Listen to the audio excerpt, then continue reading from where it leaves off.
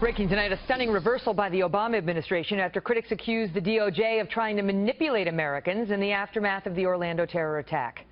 Yesterday, the Attorney General, Loretta Lynch, announced the release of transcripts of the terrorist phone call to 911 during the massacre.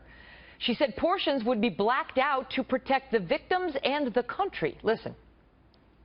We'll be releasing that partial transcript tomorrow. Well, what we're not going to do is further proclaim this individual's pledges of allegiance to terrorist groups and further his propaganda. We're trying not to re-victimize those who went through that horror. The reason why we're going to limit these transcripts is to avoid re-victimizing those who went through this horror. It's our goal to be as transparent as possible in this investigation.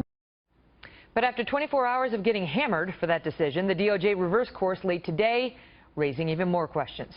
Lieutenant General Michael Flynn joins us now. He's the former director of the Defense Intelligence Agency, which is the intelligence arm of the U.S. military. He's also the author of the soon-to-be-released book, The Field of Fight, How We Can Win the Global War Against Radical Islam and Its Allies. General, good to see you. So, first of all, so they seem to be saying, we're going to hold back, we're going to release it, but we're not going to include the stuff where he talks about the head of ISIS and ISIS propaganda because we're doing the terrorist bidding for him. Why would we repeat the message he wants to get out there? What say you? You know, I mean, I don't even know where to begin.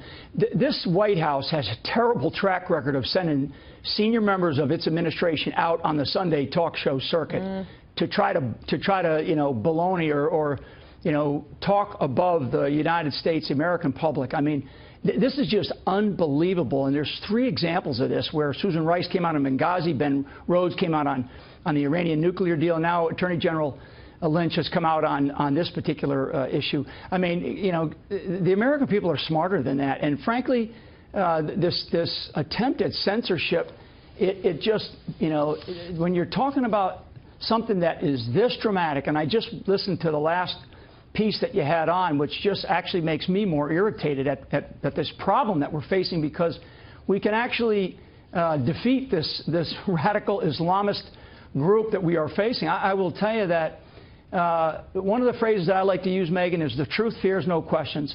And had Loretta Lynch come out yesterday and told the truth about this, they wouldn't have this problem. The other point about this is that this shows a real communications breakdown between the White House, the FBI, and the Attorney General's office. I mean, this change in the last 24 hours, and frankly, her going in there, yeah, it's a complete reversal. After she was everywhere, touting it and defending it.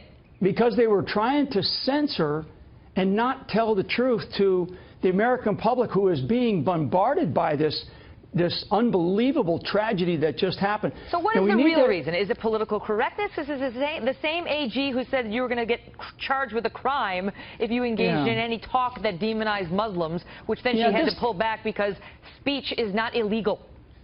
Right. I mean, this is again, it's back to a narrative that the White House and frankly, President Obama and those around him do not want the message of radical Muslims or radical Islamists are in our midst. They are in the homeland.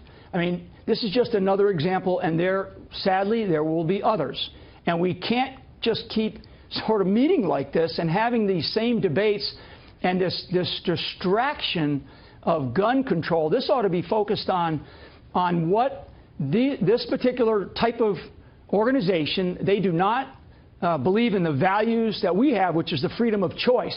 I mean, very, very little discussion about the attack on the LGBT community and the gays that are in this particular club. I mean, the Islamist group, you're talking about, by the terrorists, by these radical Islamists, they do not believe in that way of life. They do not believe in the way of life of someone who is a Christian or someone who is a Jew.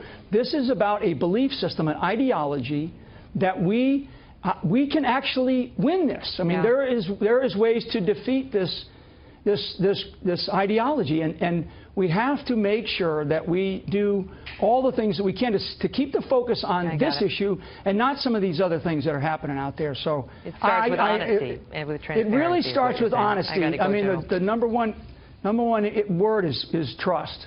Thank you, sir.